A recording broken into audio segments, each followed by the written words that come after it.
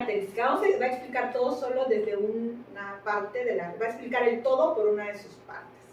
Lo otro es que son dogmáticos, no son discursivos, aunque aparenta que sí, que dan explicación, pero cuando uno socava los fundamentos, cuando uno exige explicación del fundamento, ya tienen la vacuna. Por ejemplo, para el que cuestiona que el materialismo sea una buena explicación, es un burgués.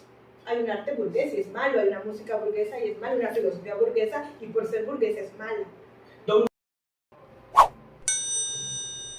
¿Qué tal, queridos amigos? ¿Cómo están? Espero se encuentren muy bien. Aquí andamos retomando este año las entrevistas, las charlas con estas personas tan interesantes que se permiten, se dan el lugar, se dan el tiempo, se dan el espacio de estar con nosotros. El día de hoy, miren, yo les quiero presentar a una persona, a una mujer que yo admiro muchísimo. Siempre va a ser mi maestra, fue mi maestra de filosofía. Fue mi asesora de tesis, bueno, en fin, un montón de cosas que ya ahorita ella va a decir. Les quiero presentar a la maestra Ana Lucía González Sánchez. Maestra, ¿cómo está? Muy bien, muchas gracias por la invitación. Y aquí estamos, pues, recordando viejos tiempos, volviendo a dialogar como lo hicimos hace mucho tiempo y durante todos estos años. Exactamente, sí, así es. Les comento, la maestra fue por muchos años maestra aquí del Instituto de Estudios Superiores Tomás de Aquino, el seminario donde estamos grabando precisamente. Pero bueno, no quiero robarle la cámara. Maestra, ¿qué le parece si hace una presentación general? Nos dice un poquito su currículum, dónde estudió, dónde es, bueno, todo lo que usted nos quiera decir. Muchas gracias. Bueno, pues me presento, me llamo Ana Lucía González Sánchez y tengo la maestría en Estudios Humanísticos con terminación en Ética por el Tecnológico de Monterrey y la Universidad de Deusto en España. Y mi licenciatura la cursé en la Facultad de Humanidades, bueno, de Filosofía y Letras de la UNAM, en Ciudad Universitaria. ¿Por qué estudié filosofía? Es algo que me decías hace rato que te gustaría que comentara. Y cuando me planteé la idea de estudiar filosofía, para empezar fue una cosa extraña tanto para los maestros, orientadores vocacionales, los que se dedicaban a esa enseñanza en la preparatoria, y también para mis papás. Aunque ellos siempre han respetado mucho mis decisiones y simplemente se sorprendieron, pero dijeron, bueno, vamos adelante. Cosa contraria a los maestros, que siempre dijeron que me la pensara 2 veces. ¿Pero por qué? Y eso es algo que solo a posteriori yo puedo valorar. Bueno, como a ver, interrumpir tantito, maestra. A posteriori, a propósito de una palabra bastante filosófica. ¿Qué significa posteriori, maestra? Después de. O sea, no me lo planteé así porque era muy joven y no tenía capacidad para preguntarme, bueno, ¿qué es realmente, no, lo que te llama?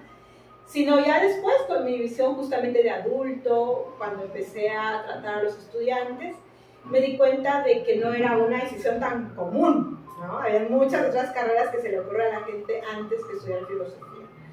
Y bueno, lo que pasa es que a mí me ha apasionado siempre la verdad.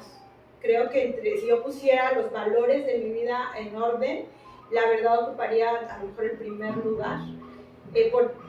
Por aquello de Platón, ¿no? Bueno, bello, verdadero. O sea, no está peleada la bondad, la verdad, la belleza. Y creo que esa intuición, solo como intuición, yo la poseía ya desde muy pequeña. Porque además la primera vez que se me ocurrió estudiar filosofía fue en la secundaria, ni siquiera en la preparatoria. Wow. Ya cuando llegué a la preparatoria yo ya no tenía que preguntar nada, solamente... ¿Tuvo acercamientos en la secundaria sobre filosofía? Lecturas, y lecturas. Eso también es algo que valoro mucho. Tuve la oportunidad de leer lo que dejaban mis tíos, lo que encontraba yo por ahí. ¿Qué lecturas? Sería curioso, maestro. Pues no recuerdo muchísimas, pero te puedo decir que un buen compendio de literatura universal fue una de mis mejores formadoras. Un libro que me impactó mucho, eso ya lo leí después, ya en preparatoria, casi al final, fue ya preparada para autores, pero es creo que es la introducción a la filosofía de García Morente. Si el autor le suena, estoy segura, no sé si exactamente se llama Lecciones Preliminares de Filosofía. Ah, wow, sí. Y me parece una historia de Leopoldo C., una historia de la filosofía de Leopoldo C. Estos me terminaron de afirmar, y fue como mi propedéutico para entrar a la facultad, pero pues la decisión ya la había tomado antes, entre otras cosas porque a través de mis lecturas fui descubriendo que me gustaría hacer lo que hacían otras personas, y descubría que estas personas habían tenido una formación filosófica. Entonces fue algo que muy pequeña supe que era lo que a mí me gustaba. Y este anhelo de verdad, o sea, a mí nunca me han satisfecho las explicaciones ni de mi papá, ni del cura, ni del obispo, perdón, pero si no tocan mi inteligencia, si no soy capaz de comprenderlas, y sobre todo plantearte cuando es un adolescente, ¿no? Pues uno quiere explicaciones. Claro, también uno va entendiendo los límites de la propia razón, pero creo que eso ya lo podemos platicar más adelante. Bueno, esa es básicamente la historia de mi vocación, porque para mí la filosofía no es una profesión como cualquier otra, es una vocación, tal vez como la medicina o como el sacerdocio, que exigen cierta disponibilidad de la persona que la va a ejercer, porque hay compromisos vitales en ella, al menos si te la tomas en serio. Y yo de veras iba a buscar la verdad con mayúscula, luego me di cuenta, bueno, que hay que ser un poco más modesto, que esa gran verdad que seguramente está por ahí, no la tenemos de un día para otro, ¿no? Sino que es un trabajo, es un crecimiento, y un poco también ya después, justamente en este lugar, un poco la experiencia de San Agustín, ¿no? La verdad, a la cual nos va acercando la ciencia, la reflexión, la filosofía, pues es una persona. Me impresionó todo la síntesis que hizo de su vida temprana. Una curiosidad nada más, la UNAM, estoy estudiando en la UNAM, filosofía. ¿Qué tal la experiencia ahí en la Universidad Autónoma de México? Bueno, yo entré en el 98 a la universidad, les digo el año, no para que calculen mi edad, sino para que se den cuenta de cuántos años han pasado. Y creo que la universidad ha cambiado mucho en estos años, pero la experiencia que yo tuve fue inmejorable. De hecho, entre las cosas que yo ya había decidido desde muy temprano es que yo quería estudiar filosofía en esa universidad. Wow. Ni siquiera tenía dudas de dónde yo quería esa universidad. ¿Te tocaron los maestros históricos de filosofía? Algunos sí. Por ejemplo, tenía oportunidad de inscribirme clases, por ejemplo, con Polosea, ¿con Dussel? Dussel también, con ahora mismo Beuchot también. Él fue el primer cantante que para mí, pues la primera opción para que me dirigiera mi tesis. No pude, pero digamos que fue mi aspiración. Y una serie de maestros que, si bien no todos eran de renombre internacional, pero eran de una calidad intelectual insuperable. Entonces, en ese sentido, yo tuve una formación, yo repito mucho esto cuando puedo, clásica, o sea, de la filosofía como una búsqueda de la verdad, con rigor. Las clases de lógica, que eran 2 años de lógica que teníamos, eran realmente clases en las que teníamos que resolver teoremas del lenguaje matemático. Y bueno, uno al principio decía, ¿para qué? Y luego también ese ejercicio te va metiendo en otras áreas como la epistemología o la filosofía de la ciencia, sin las cuales, sin la herramienta de la lógica no podría uno siquiera asomarse, porque bueno, a mí, aunque me encanta esa área, realmente no la he desarrollado. Pero bueno, algo entiendo, ¿verdad? Y es gracias a esta formación que yo tuve la oportunidad de recibir de estupendos maestros, todos con alta formación en la investigación, porque es algo que yo valoré mucho y quizá era eso lo que más me atraía de la Universidad Nacional, la investigación, la posibilidad de formarte con los mejores investigadores como investigador. Muy bien, maestra, pues yo creo que es bastante interesante escuchar su currículum. Sin duda hay muchas otras cosas más, paso por el seminario, bueno, un montón de cuestiones que ya hablaremos en una segunda ocasión, si usted me permite. Ahora, ya entrando un poquito en materia, me llamó mucho la atención lo primero que dijo. Usted, lo que le llama la atención es la búsqueda de la verdad. Sin embargo, en esta posmodernidad en la que estamos viviendo, nos damos cuenta que creo que hoy día es lo que menos se busca, o no sé si no se le busca, se le huye, no se le encuentra, se confunde. ¿Usted qué piensa de esta posmodernidad? ¿Qué nos podría decir desde su visión filosófica? Bueno, el concepto mismo de posmodernidad es muy complejo. Recientemente yo me he ya resignado a usar la palabra, porque bueno, es de uso común y cada uno va entendiendo más o menos lo que se puede.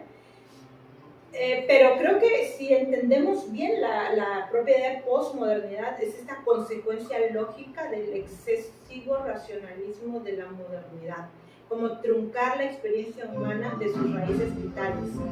Y bueno, esto era la modernidad, ¿no? El fundamento de la razón por encima de cualquier otro principio. Porque uno dirá, bueno, que no es filósofo, entonces la razón por encima, claro, de las explicaciones filosóficas, pero resulta que no todo en la vida es filosofía y conocimiento del mundo exterior. O sea que el exceso de razón trajo la sin razón. Más que nada el racionalismo, que es más que un exceso de razón, es un vicio de la razón. Okay. Es una razón que carece del fundamento del que parte la propia racionalidad. Y te explicaba que me costó bastante trabajo usar el término, porque entre las obras, que ahora que recuerdo la pregunta que me hacías al principio, que me impactaron mucho en mi adolescencia, yo creo que por ahí de los 5 años leí por primera vez El laberinto de la soledad de Octavio Paz, que recomiendo ampliamente. Wow. Y obviamente entendí bien poquito, ¿verdad? ¿A los 5 años? 15. 15 años. No, así que todavía no sabía. Sí, no, a los 15 años más o menos leí El laberinto de la soledad. Y recuerdo que, no sé si es en el apéndice o en el último capítulo, pero ya al final, dice que el hombre moderno tiene más o menos pesadillas de su propia racionalidad. Estoy parafraseando porque no recuerdo las palabras exactas, pero la idea que él se plantea es que si no lo que estamos viviendo, y porque ya se empezaba a hablar en los 50 de la posmodernidad, no sería un exceso de modernidad. Y dice él, ¿no será que en lugar de decir que somos posmodernos, deberíamos decir que somos muy modernos? Y si uno entiende el surgimiento de esta corriente de la posmodernidad que cuestiona la racionalidad, que cuestiona la verdad, que cuestiona los fundamentos propios de la civilización, sí, es una consecuencia lógica del racionalismo ilustrado, que en el fondo, en su origen, es un divorcio con el fundamento de esa racionalidad. Entonces, para mí eso es la posmodernidad, una ruptura del hombre consigo mismo.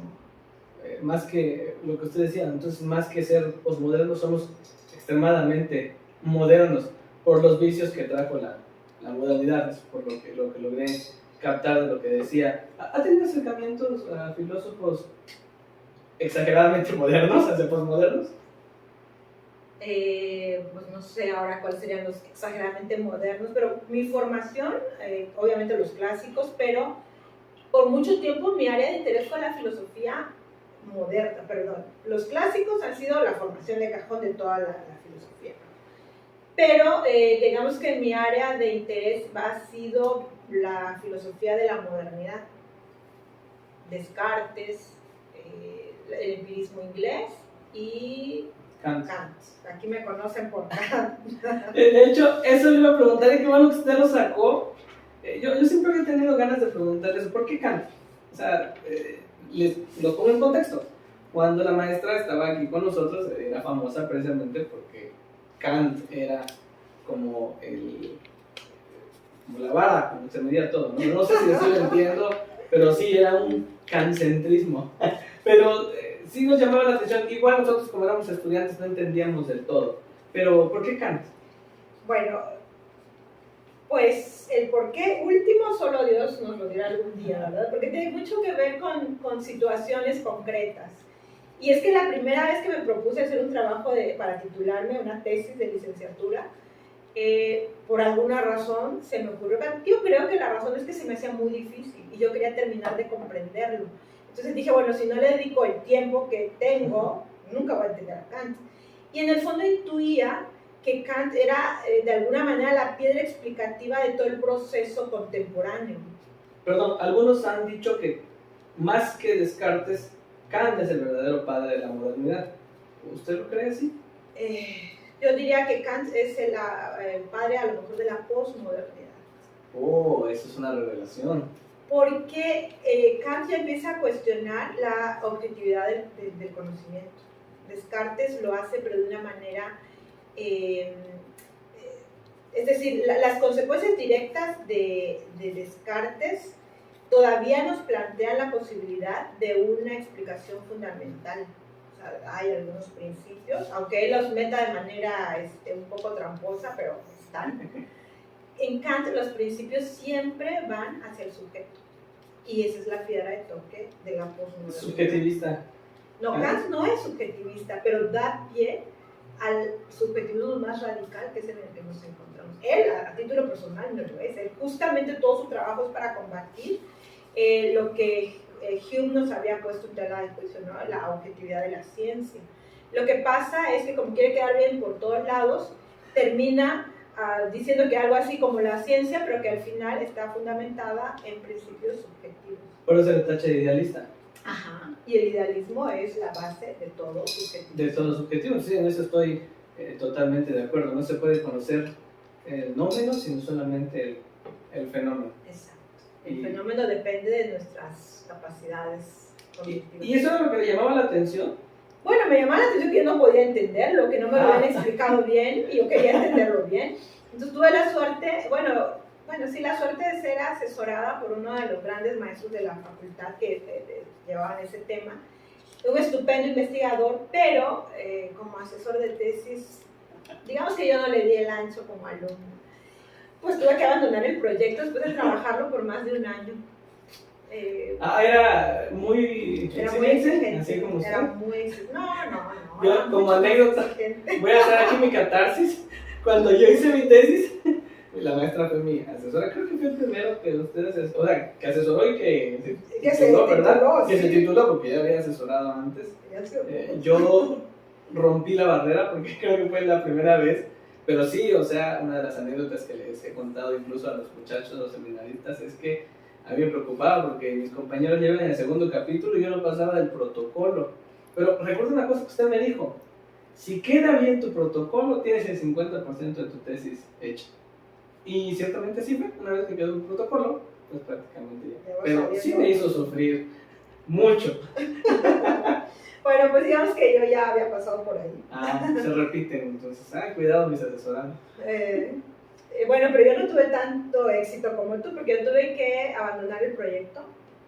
Que de hecho era mi segunda idea, porque yo antes había querido trabajar a Tomás de Aquino, pero el doctor Bouchot no le dio camino a mi propuesta, entonces tuve que irme acá. O sea, yo elegí a los que me complicaban.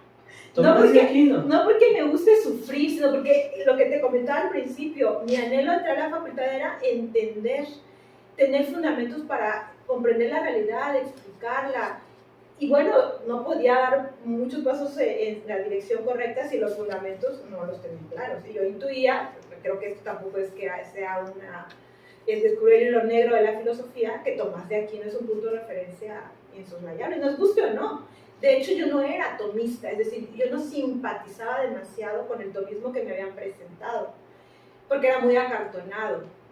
Después de trabajarlo ya en la universidad, bueno, he tenido otra perspectiva. Luego la maestría también me abrió algunos elementos que no había visto antes en Tomás de Aquino.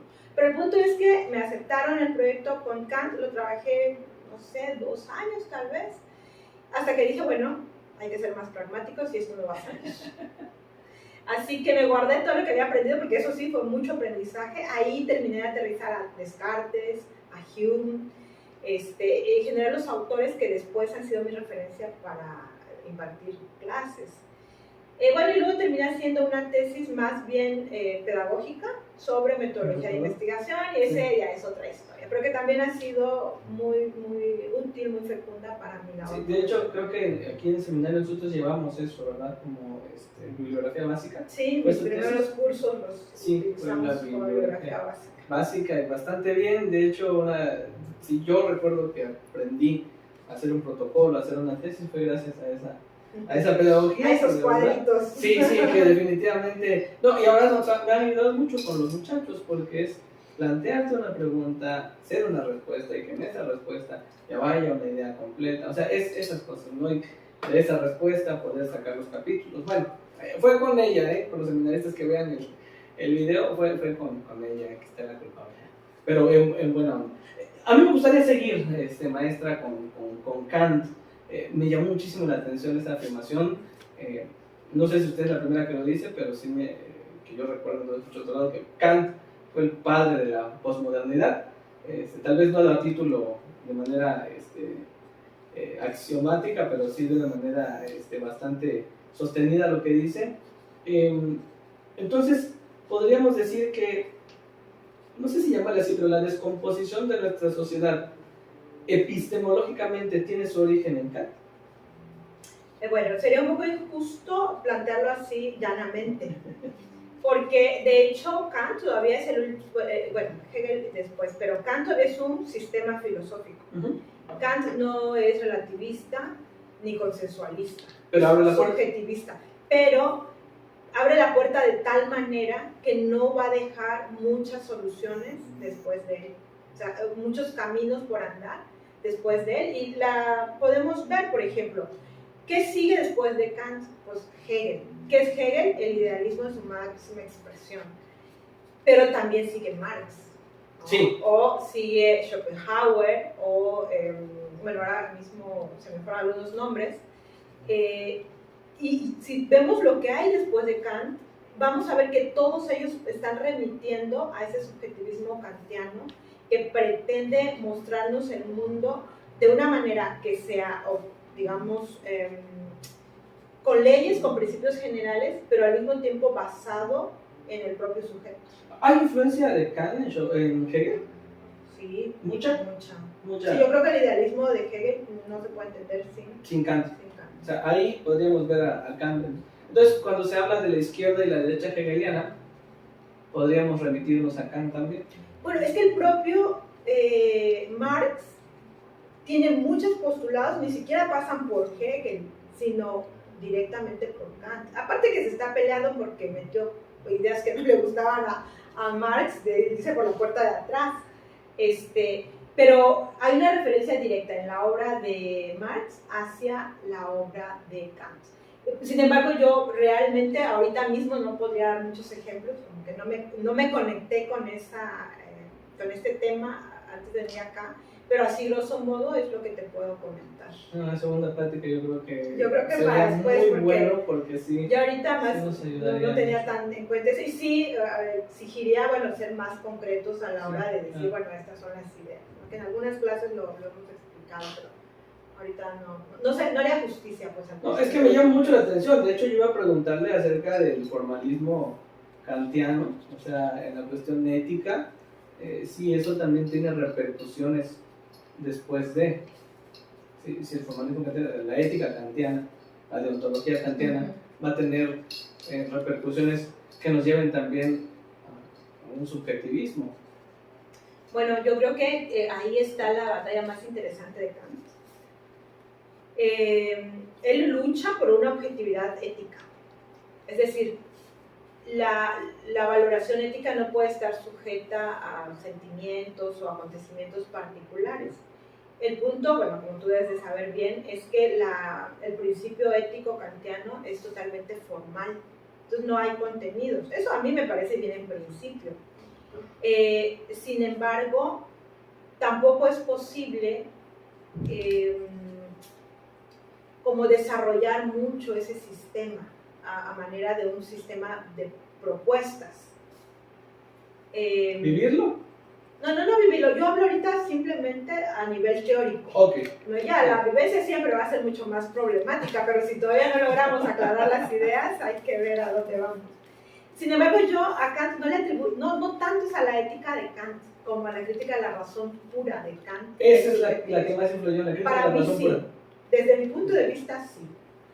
De hecho, hay autores contemporáneos, nada que tenga que ver con el relativismo moral, que se apoyan en la filosofía práctica kantiana. Sí, de hecho, incluso en bioética Kant juega un papel clave a la hora de explicar los principios. Sí, porque justamente porque son principios muy generales, totalmente basados en la razón, y en ese punto son... El principialismo, por ejemplo, está muy basado en la deontología kantiana. Yo por eso le preguntaba, tal vez una pregunta trampa, pero muy bien usted contestando. Bueno, maestra, Nietzsche va a criticar a Kant. ¿Nos podría contar algo de eso? Digo, es que a los seminaristas... aquí es un... me hicieron trampa, yo no venía con Nietzsche. Bueno, trataré. Nietzsche, bueno, Nietzsche como Marx tienen su pleito personal, intelectual con Kant, a veces lo citan, a veces no. Me parece que el de la puerta trasera es Nietzsche. Ahora me revolví con esos autores. Pero en Nietzsche también hay un kantismo muy fuerte. En primer lugar porque va a rechazar el cientificismo kantiano, ¿no? De la crítica de la razón pura. Y en el caso de, bueno, por otro lado, la misma personalidad de Kant, que tiende al teísmo, él es un creyente convencido, le parece a Nietzsche, yo lo veo así tal vez como incompatible, ¿no? Lo que Nietzsche nos presenta es la incompatibilidad de las dos críticas en Kant. Por un lado, la exigencia de la razón pura, de establecer las condiciones a priori de la experiencia y por tanto de la ciencia, y por el otro lado, es imposible la objetividad moral y por tanto hay que realizar el acto moral, el objeto de la moralidad. Entonces ya no es en sentido estricto un objetivismo, sino un sistema de reglas formal. No sé si me explico. Bueno, yo sí lo entendí, espero que lo hayan pero sí. Entonces, sí. ¿Cuál es el ambiente en Nietzsche? Porque yo creo que a los autores después de Kant, bueno, incluso a Kant, pero hay que entenderlos también en un contexto más también de las vivencias personales. Y es que hay ellos, porque eso sí hay que reconocérselo a Nietzsche. De hecho, cuando yo doy clases, siempre cuento la mejor versión de Nietzsche. Sí, de hecho, yo creo que le han hecho muchas injusticias a Nietzsche, más bien por las modas, por el Facebook, los filósofos de Facebook que ni han leído a Nietzsche. Sí, yo tuve una experiencia en otra universidad donde me mostraron una versión de Nietzsche y le dije, ¿pero lo leíste? No, pero tal otro autor dice que no, pero lo leíste tú. No, pero entonces no puedes opinar absolutamente nada sobre Nietzsche. Pura posverdad más. Exacto. Pero sin duda sí hay una tensión ahí entre el racionalismo previo del siglo XVIII y lo que va a ser luego el XIX, que ya está más tirado al romanticismo y por tanto a la exaltación del sujeto. Y es que Kant, sin ser el mismo subjetivista, está poniendo las bases para. Y creo que esto es lo que descorazona un poco a Nietzsche, a la filosofía de Nietzsche, como no aceptar de entrada, a lo mejor esto que plantea Kant, la razón se va a plantear siempre ciertas cuestiones que por su propia naturaleza no puede responder. Creo que esa parte de Nietzsche no la termina de aceptar, y bueno, hay que darle otra respuesta, y por cierto también en un sentido muy kantiano, a partir del propio sujeto, ¿no? Ahí, aunque se ven muy diferentes, yo sí encontraría algunas conexiones. O sea, no solamente una crítica de Nietzsche hacia Kant, sino algunas influencias. Sí, Kant. Es que siempre que criticas algo es porque algo de esa otra persona ya tiene. ¿Cómo dice el dicho? Lo que te checa te choca, o no sé. Algo así, te checa una cosa así, ¿no? Pero sí, cuando estás criticando es porque ya te metiste de alguna forma en su onda, en lo que va, ¿no? Y bueno, es que es imposible también salvarse de la influencia de Kant. Sí, ciertamente, yo creo que es de los... Todo quien haya escrito después del siglo XIX tiene que tener alguna referencia, aun cuando no sea muy consciente, en Kant. Sí, yo creo que sin caer en falsas... ¿cómo se puede decir? En crear semidioses. Yo creo que Kant está a la altura de Aristóteles, a la altura de Tomás de Aquino, de San Agustín, en cuestión de influencias. Bueno, hagamos la salvedad del tiempo, los siglos serán los últimos que tengan la palabra en esto, pero sin duda en este momento Kant tiene una influencia muy marcada en nuestro tiempo. Pero ¿sabes qué? Valdría la pena hacer la distinción entre lo que es la filosofía y lo que es aquello que parece filosofía y no lo es. Porque Kant es filósofo, exacto, ¿no? Sí. Nietzsche yo creo que es filósofo. A mí me entra la duda, por ejemplo, si Marx es filósofo. Y algunos otros pensadores actuales. A ver si no nos cuelgan aquí, porque uno que otro amante de Marx nos sigue. No lo dije yo, lo dijo él. ¿Por qué, maestra? ¿Por qué? Okay. A ver, ya me interesó. A mí misma me ha llevado un tiempo llegar a aclarar, porque me lo han preguntado mis alumnos de prepa, bueno, esto es una ideología, no, esto es filosofía. Entonces esto es filosofía. No, eso más bien parece una ideología. Entonces, ¿cuál es la diferencia? Esa es la ventaja de trabajar con jóvenes, que hacen preguntas muy genuinas que a veces uno mismo como que las ha rondado, pero no las ha logrado aterrizar. Bueno, es un autor español, Ayllón, creo que así se dice, al menos así se escribe, Ayllón, por si tienen la oportunidad de leerlo, por ahí tiene algunas entrevistas también. En una de ellas, él va a explicar la diferencia y el peligro de confundir filosofía con ideología, que es algo que se nos da hoy mucho. Y bueno, la filosofía, para comprenderla, valdría la pena remontarnos a sus orígenes, cómo surge la filosofía, porque también, y esto es, tiene algo de historia también, confundir el pensamiento de pueblos originarios con filosofía. Yo, como recalco siempre, bueno, yo soy de escuela clásica y por tanto sí quiero hacer una diferencia entre estos pensamientos que no por no ser filosofía valen menos, pero sí hay que diferenciarlos. Y obviamente de los otros pensamientos que son pseudopensamientos o son ideologías y que tienen ya una intención diferente. Primero, ¿cómo nace la filosofía? Y todos van a ser en Grecia, por ahí en el siglo VI, ok. Es una comunidad grande, amplia y cosmopolita, la Hélade, que eran hijos de Helena, y que eran étnicamente semejantes, culturalmente tenían muchas semejanzas, compartían historia, compartían tradiciones y mitos, pero sobre todo estaban en un lugar del mundo que era como el ombligo del mundo. Por ahí pasaban toda la mercadería que venía de Asia, de Europa, de África. Y esto les había dado a los helenos no solo prosperidad económica, material, que eso lo voy a recalcar a lo mejor más adelante también, porque es, o sea, si uno no tiene para comer, no va a ser filosofía. Eso es cierto. Mínimamente tiene que tener lo básico, ¿no? Y ellos tenían lo básico y seguramente un poco más, y por eso tenían el tiempo de ponerse a pensar en otras cosas más complicadas. Pero además, porque uno nomás no saca las ideas porque tiene tiempo de pensarlas, tenían cierta visión del mundo que era complicada, porque por ahí pasaban los dioses de todos los mundos que hay. No sé si me explico. Todas las creencias, todas las leyes, todas las moralidades que estaban en ese tiempo, ellos eran testigos y podían darse cuenta que para lo que un pueblo era malo, era vergonzoso, en cambio para el otro no. Y entonces surge la pregunta, ¿qué es realmente lo bueno, qué es lo correcto? O, a la manera de los primeros filósofos, ¿cuál es el fundamento de la realidad? ¿Cuál es el arjé? Entonces ellos responden con algo así como la fisis, la naturaleza de algo es el agua, el aire. Bueno, ahí a los que han llevado historia de la filosofía encontrarán que hay varias respuestas.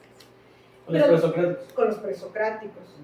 Pero aquí a lo que yo quiero que veamos es que ellos, en el momento en que se preguntan por el fundamento de todo, están inaugurando un tipo de pregunta y por tanto de respuesta que es diferente a lo que había existido antes. En la propia visión helénica son Homero y Hesíodo los que han dado las respuestas. ¿Por qué hay una enfermedad? ¿Por qué una ciudad perece frente a otra? ¿Por qué se generan las guerras? ¿O las enfermedades? ¿O las sequías? Y bueno, todo estaba en el contexto de los dioses, del pensamiento mítico y religioso. Pero la filosofía surge como una crítica y un distanciamiento de ese pensamiento. Y lo que dice, bueno, no vamos a buscar la respuesta en los dioses ni en los sacerdotes, sino en el propio ejercicio de la razón. Y aquí hay un elemento que es absolutamente novedoso y que no lo vamos a encontrar en ningún lugar del mundo antes, a menos que tengamos, o sea, si existió no lo sabemos porque hasta ahora no hay evidencia de que haya existido eso antes del siglo VI en Grecia. ¿Qué nos está diciendo esto? Bueno, que el pensamiento filosófico surge de una exigencia de la razón, pero además tiene otra característica que no debemos olvidar, y es la universalidad. ¿Qué quiere decir esto? Que cuando un presocrático se pregunta por el fundamento de la realidad, no se está preguntando por el fundamento de su realidad regional, sino de la realidad de todo cuanto existe y pueda llegar a existir. Y con eso tenemos ya la base de la filosofía, la razón que por sí misma es una razón universal. Entonces, si un pensamiento no cumple con esto, No es filosofía. No es filosofía.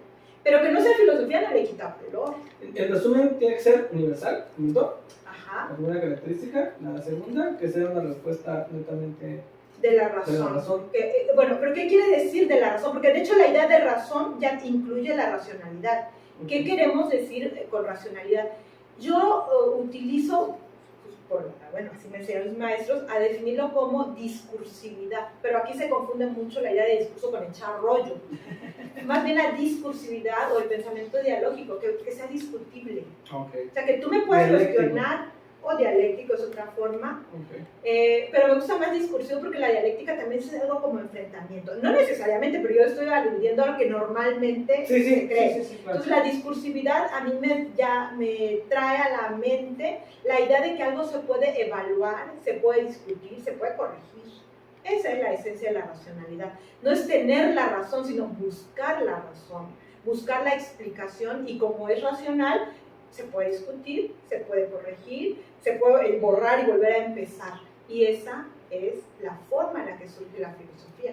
Por eso, Tales de Mileto no era Tales de Mileto en solitario, era la escuela de Tales de Mileto. Sí. Exacto, eran escuelas. ¿Por qué? Porque ese pensamiento se iba forjando en el diálogo, en el intercambio, en la dialéctica, en la discusión, en la confrontación y muy posiblemente en la diferencia, porque si analizamos la historia de los presocráticos, no hubo una respuesta, hubieron varias respuestas. De hecho, hubo enfrentamientos de Heráclito y Parménides, por ejemplo, que son dos posturas totalmente aparentemente totalmente antagónicas, pero en el fondo estaban buscando lo mismo y llegan a una conclusión muy interesante, porque mientras que Parménides dice que el ser, y bueno, luego le pone inmóvil, perfecto, Heráclito dice el logos. El logos, ciertamente. El logos, que es movimiento, es devenir, ahí está la diferencia, pero han llegado a un principio que ya no está relacionado con una cuestión material o de la naturaleza. Que ya Aristóteles con acto y potencia nos va a venir. Exactamente. Sí, ¿verdad? Yo digo que siempre va a ser mi maestro.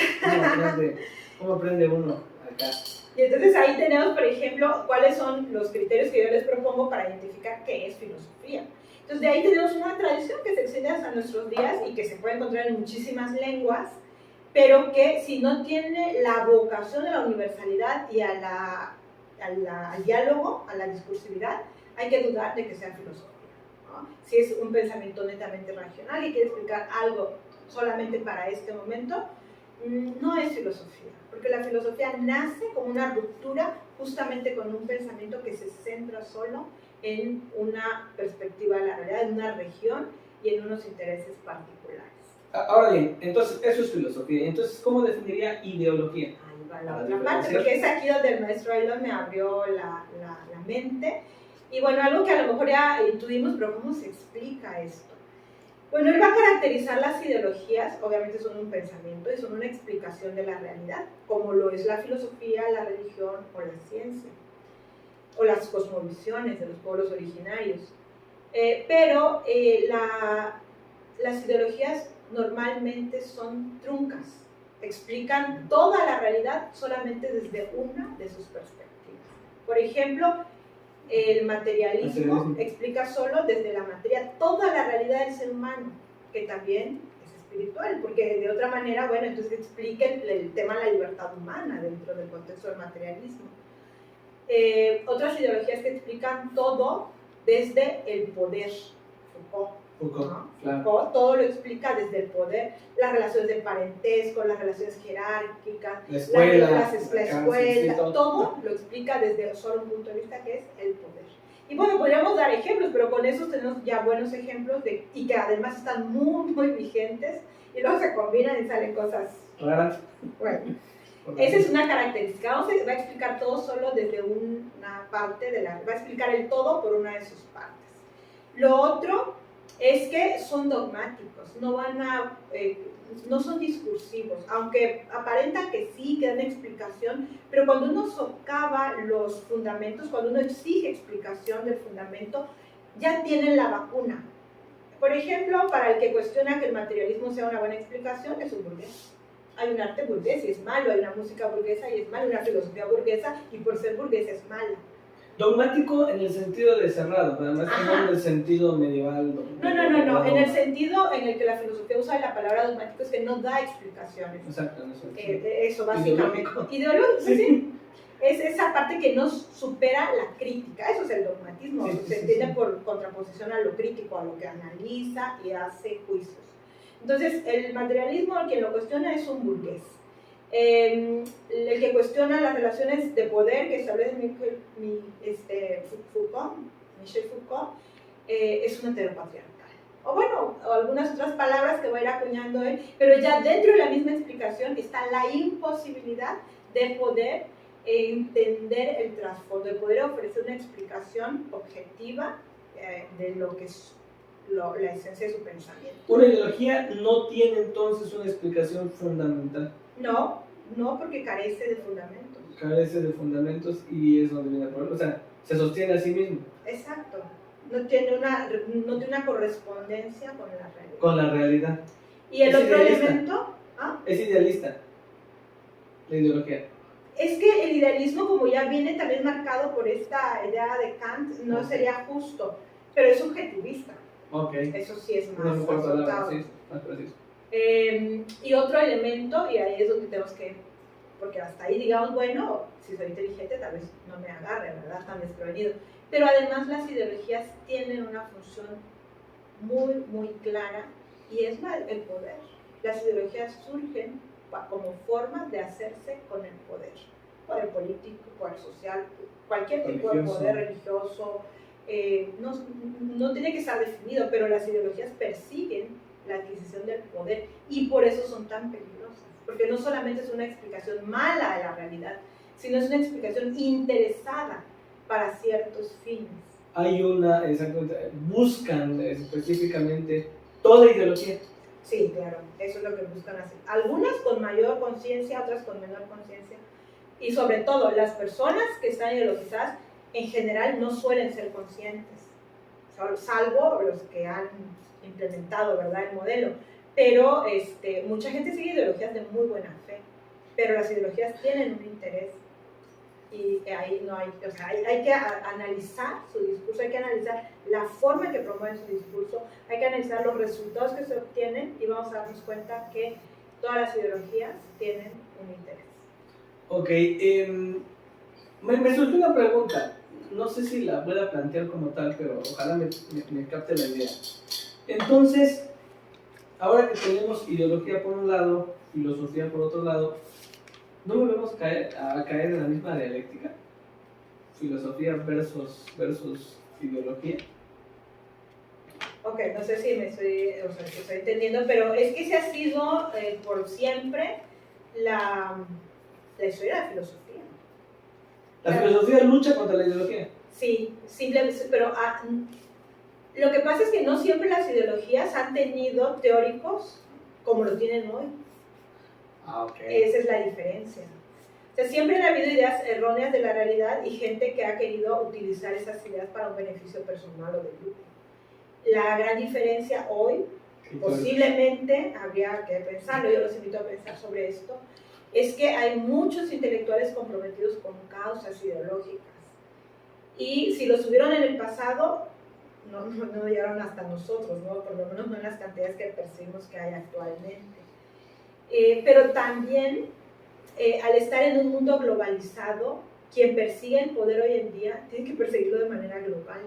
No hay de otra ya, ¿no? Entonces, hoy se vuelve todavía más urgente tener claro hacia qué vamos y cuál es el peligro de algunas ideas, de algunas ideologías. Porque algo, por ejemplo, que a mí me cuesta mucho explicar y que nunca me he dado por satisfecha, sobre todo con los adolescentes más jóvenes, es, no, ¿por qué estudiamos filosofía? Podríamos hacer cosas más divertidas y menos difíciles. Y bueno, yo les digo, bueno, es que tienes que decidir tu vida y tienes que decidir la vida en comunidad. Y si no aprendes a diferenciar la paja del trigo, pues otro va a terminar decidiendo por ti. A esa edad es muy difícil que lo entiendan. Yo espero que algún día se acuerden de lo que les dije y lo puedan reflexionar. Pero es esta, la filosofía desde sus orígenes surge para eso, para liberar al hombre de las cadenas de la ignorancia. porque también este es algo que habría que considerar. La filosofía surge en una sociedad esclavista, pero surge por hombres libres, porque son muy conscientes de esa libertad y que la libertad es frágil. Y quien no lucha y quien no se educa para ser libre, aun cuando jurídicamente no sea un esclavo, es decir, no tenga la condición por ley de esclavo, va a terminar favoreciendo los intereses de otro y no los propios. Y eso es propio del esclavo, no del hombre libre. Ok, entonces entiendo, toda ideología al final de cuentas termina siendo totalitaria y lo que busca la filosofía es la emancipación, la liberación. Sí. Las ideologías son totalitarias. Eso me faltó decirlo. Esclavizante. Es como una conclusión, claro, las ideologías son totalitarias. Las filosofías no, porque puede ser que una filosofía, pongamos el caso de Hobbes, él busca un gobierno totalitario. Sí, absolutista. Pero, ¿por qué? Porque él cree que es la mejor manera de garantizar un orden mínimo para que el ser humano, el individuo, pueda expandir de la mejor manera posible su libertad, ¿no? Entonces, pero hay otra noción, es que aún en el caso de Hobbes y otros autores, uno puede ser o no hobbesiano, y nadie nos va a venir a amenazar si no lo somos. Hobbes no inventó palabras para decir, bueno, el que no crea en mi propuesta es Hobbesfóbico, ¿no? O sea, no hay eso en la filosofía ni de Kant, ni de Hegel, ni de Nietzsche. O sea, no están esas palabras, ¿no? Pero hay otros autores en las que sí aparecen ya, bueno, si tú no crees en la lucha de clases es porque eres un burgués. Anátema, sí. Entonces ahí ya tendríamos que ponernos a pensar qué persigue realmente esta, y ahora lo voy a poner entre comillas, esta filosofía. Realmente quiere ponerme en contacto con la realidad para que yo a través de mis capacidades, de mi formación, pueda sacar conclusiones, o lo que quiere es convencerme de una manera de ver el mundo que le conviene a sus intereses y a través de la cual mis propios intereses como ser humano van a quedar. El segundo plano sería, bueno, a lo mejor borrados. Sí, que es lo peor. Yo creo que al final de cuentas, yo le he puesto más a eso segundo, ¿no? Borrados. Lo que quieren es quitar la identidad. Y bueno, ya entrando a ese tema, y precisamente ya para ir cerrando, porque creo que ya vamos casi una hora, y ojalá que aquí quiero comprometer, nos acepte una segunda parte de esto, porque se está poniendo bastante interesante. A propósito de lo que usted decía, ¿no? Esta lucha entre ideología y filosofía, hoy día se habla mucho de batalla cultural, de batalla espiritual, de batalla política. ¿Qué opina de eso? ¿Cómo poder diferenciar? Porque a mí me preocupa mucho que a veces que nos metamos demasiado a esto, también nos quite un poquito el pensamiento crítico, o sea, caer en dogmatismos. No sé, alguien que está en contra del aborto, ya todo lo que diga es correcto, ¿no? Pero son como dos preguntas, ¿no? Primero, ¿qué opinas? Si estamos en eso que se llama batalla cultural, ¿usted cómo le llamaría? Y la segunda pregunta es también cómo evitar caer en fanatismos de ese otro lado, ¿no? Fíjate, el término batalla cultural, yo misma lo he usado, escuchado muchas veces, en general comparto lo que contiene, pero a raíz de tu pregunta, me viene ahorita la idea de que la filosofía por sí misma siempre ha sido una batalla cultural, siempre, desde su origen, porque ha tenido que luchar desde su origen contra creencias fuertemente arraigadas en su sociedad. Siempre ha ido contracorriente, eso es muy importante, tenerlo en cuenta, la razón, la verdad no son algo fácil que uno vaya a desplegar en automático, exige esfuerzo. Y un esfuerzo que exige tiempo y paciencia. Pero bueno, de alguna manera, a los que vamos a la Facultad de Filosofía sabemos a lo que vamos, ¿no? Y algo nos ha de gustar eso. El punto hoy es que nos está exigiendo a todos, mucho más allá de los académicos, de los intelectuales, de los profesores de humanidades, todos tenemos en este momento que entrar al trapo de la batalla cultural. ¿Por qué? Porque por lo que te decía hace rato, la globalización que en términos generales a mí me parece genial, Y los medios de comunicación, que también me parecen un gran logro de la humanidad y hay que seguirlos desarrollando, sin embargo hay que saber usarlos.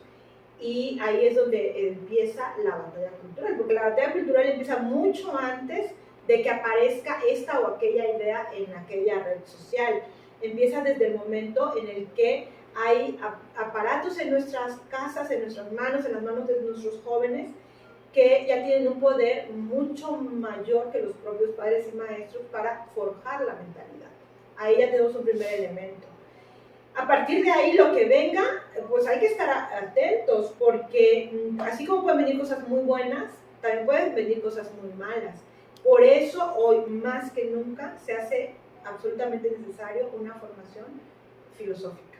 Que yo no digo que filosofía uno tenga que aprenderse todos los clásicos y saber citarlos y de edición, no. Tener alguna noción de lo que son, obviamente, pero sobre todo ver el mundo desde la manera en la que ellos lo veían, no como una cosa sencilla y simple, sino como algo complejo que requiere análisis, que requiere reflexión y que a veces nos va a llevar a equivocarnos en nuestros juicios, pero justamente porque hemos tenido entrenamiento en nuestro uso de la razón, seremos capaces de corregir esos errores y buscar respuestas nuevas. Porque otro de los elementos de la filosofía, la racionalidad, el espíritu crítico, la universalidad, es la humildad, de lo que se habla poco. Y uno pensaría, es que el filósofo cree que lo sabe todo. No, el primer filósofo clásico andaba por las calles de Atenas diciendo, no sabemos qué es la virtud, yo no lo sé, pero tú tampoco lo sabes, no sabemos qué es la bondad o qué es la belleza. Al final, lo que nos enseña la filosofía también es que la razón humana tiene límites y que se vale señalar esos límites que a veces son históricos, es decir, ahorita no podemos saber la verdad sobre un fenómeno, pero más adelante lo podremos saber y habrá que seguir trabajando en eso. Pero también, como humildemente reconoció Kant, la razón se va a plantear cuestiones que no puede dejar de preguntarse bajo ninguna circunstancia, pero que también, por el propio modo de ser de la razón y por la propia naturaleza de las preguntas, no podrán nunca satisfacer. No hay más, la filosofía tiene que guiarnos por ese camino de la verdad, pero desde nuestras limitaciones. Porque no solo es el terreno metafísico, la propia ciencia tiene sus límites y espera el momento para poder aclararlos, si llega el momento. Entonces, pero esto nos lo enseña un recto cultivo de la racionalidad. De otra manera nos volvemos arrogantes, que es lo que yo te contaba al principio con el racionalismo de la ilustración, y creemos que tenemos que explicarlo absolutamente todo, y entonces en lugar de ensanchar nuestra visión del mundo, la reducimos y aparecen las ideologías. Solo para terminar con el tema de la ideología, yo la diría como un fracaso de la razón. Eso es la ideología, un fracaso de la razón. Qué buena definición, me encantó. Una ideología es un fracaso de la razón. El problema es que muchas veces quienes siguen las ideologías ni siquiera saben que están siguiendo una ideología. Yo creo que tiene que ver con ese fracaso de la razón, ¿no? Porque no, ni siquiera eso. Bien, ya nada más para ir terminando y cerrando esta parte nuestra. Usted hablaba de límites de la razón. Eso significa que la filosofía tampoco está peleada con otros tipos de conocimientos, ¿no? En este caso, la teología, la apertura hacia Dios. Le comento esto porque muchos de nuestros seguidores también, aparte de este canal, ven otros. Y hoy día existen infinidad de filósofos de Facebook, le llamo yo, que nada más se aprenden 2 o 3 cositas y hablando con términos rimbombantes, ya empiezan a decir yo soy filósofo, o la gente les empieza a dar como mucha admiración, pero no sé por qué una de las cosas que siempre sacan de ellos es que el filósofo necesariamente tiene que ser ateo, ¿no? Y bueno, la verdad es que luego en el mundo de los ciegos todo es el rey y todas esas cosas. ¿Qué nos podría decir acerca de esto? Bueno, no, la filosofía no está peleada con ningún conocimiento, con ningún área de la vida que busque la verdad. Por eso, incluso las cosmogonías, que yo lo consideraría como un pensamiento todavía menos desarrollado, tienen que darle algo a la filosofía. La filosofía puede aprender mucho de las visiones de pueblos originarios, puede aprender mucho, de hecho, en otro momento lo plantearemos, la filosofía aprende mucho del cristianismo, porque también el cristianismo tiene vocación universal. Desde el punto de vista, ahí engarzan magistralmente con San Pablo, que había sido educado en este mundo helénico, percibe la universalidad del cristianismo porque ya antes ha percibido la universalidad del pensamiento racional. Como tampoco la filosofía está peleada con la ciencia, entonces nada que busque la verdad puede ser ajeno al interés de la filosofía. Y si analizamos la historia de la filosofía, los grandes filósofos han sido gente piadosa. Los presocráticos rendían culto a los dioses de su ciudad, porque entendían que la manera en la que se habían explicado no era suficiente, pero no los apartaban, porque sabían que no solo cumplían una función dentro del orden social, que es cierto, la religión lo cumple, también aportaban una explicación que ellos mismos no habían podido encontrar. Y si nos seguimos, los clásicos son gente religiosa, los helenistas, en su gran mayoría, hay alguna excepción ahora, pero son gente piadosa que va y le rinde culto a las deidades de su ciudad. Y bueno, tenemos 10 siglos que a veces le llaman época oscura, yo me niego a eso porque es una época de mucha fecundidad, Confirmo. la Edad Media. Muchísimos, no todos, pero muchísimos pensadores fueron también, no solo piadosos, santos.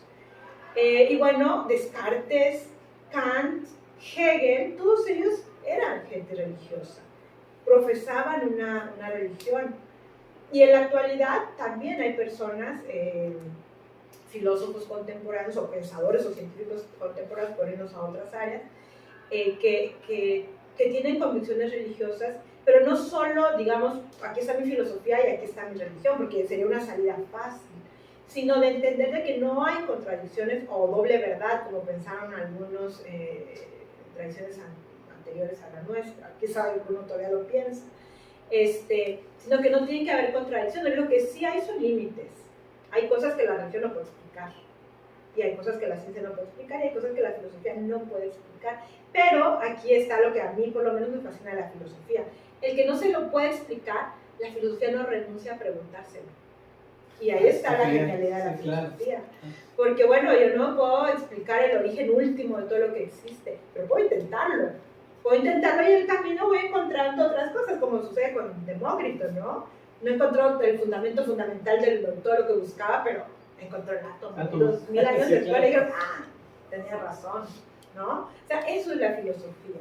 Que en este momento no podemos demostrarlo todo, o que algunas cosas jamás se van a poder demostrar, no invalida un conocimiento. Al contrario, lo hace fecundo, porque obliga a la razón a seguirle dando vueltas, a seguir puliendo, a veces convicciones que ya teníamos formadas y que habrá que volverlas a realizar. Sí, yo estoy totalmente de acuerdo. Yo creo que las grandes preguntas de la filosofía, Dios, hombre y mundo, son preguntas que exceden la capacidad de una sola persona.